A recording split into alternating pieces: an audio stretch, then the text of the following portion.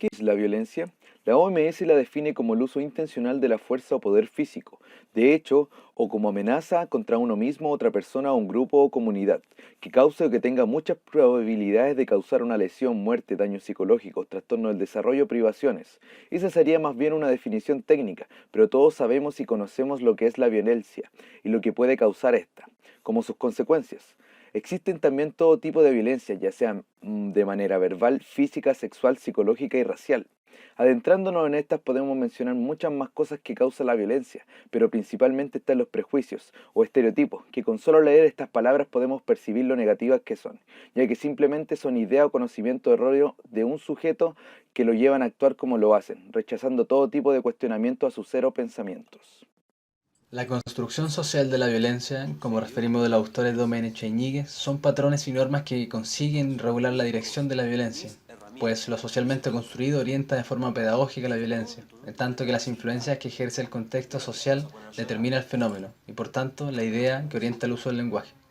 No obstante, como señalan los autores, el análisis crítico, en tanto que análisis que no evita cualquier tipo de cuestionamiento del orden social imperante, pretende construir y resignificar la violencia y la agresividad, puesto que se sabe que en la violencia, como referimos de los autores, no hay una única o simple entidad a la que podamos llamar agresión, sino un complejo abanico de diferentes acciones. Podríamos notar desde la perspectiva social de cómo se toma la agresión y la violencia, la importancia que ejerce sobre el contexto social, histórico e ideológico, los patrones de esta agresión y cómo llevan una agresión con probabilidades ya esperadas. Pero dentro de la psicología social convencional de la agresión y la violencia se puede dividir dos etapas, el realizado desde perspectivas más clásicas y otras más contemporáneas. La más clásica atraviesa la concepción de estas como algo interno, algo dependiente de fuerzas externas, y cuando hablamos de lo contemporáneo, de la psicología social, se ve de decir que se introducieron nuevos elementos de comprensibilidad a la agresión que se diferencian tanto en las explicaciones de naturaleza interna como de la naturaleza externa. Ahora sí, bien, dentro de los factores que provocan o condicionan la violencia se encuentran los prejuicios. Estas son ideas preconcebidas a la base de una mirada sin ahondar en la información sobre alguien o algo. Pero cabe preguntarnos, ¿los prejuicios pueden provocar violencia? Pues la respuesta es sí. Pongamos un ejemplo práctico. Supongamos que existen partidos políticos que rechazan las ideas del contrario y se mofan para subir la moral de aquellos que están adjuntos al partido político.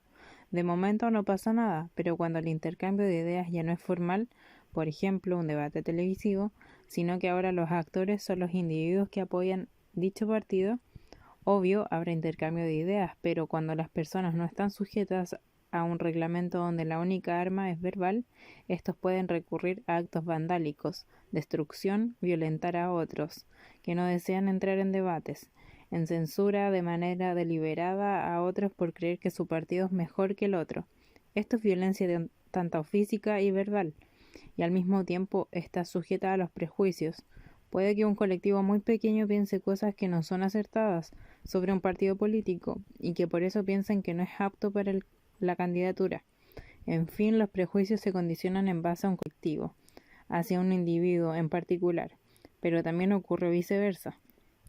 Solo recordemos el caso de Hitler. De una idea de un solo individuo logró formar lo que venía a ser la Alemania nazi, con sus ideales.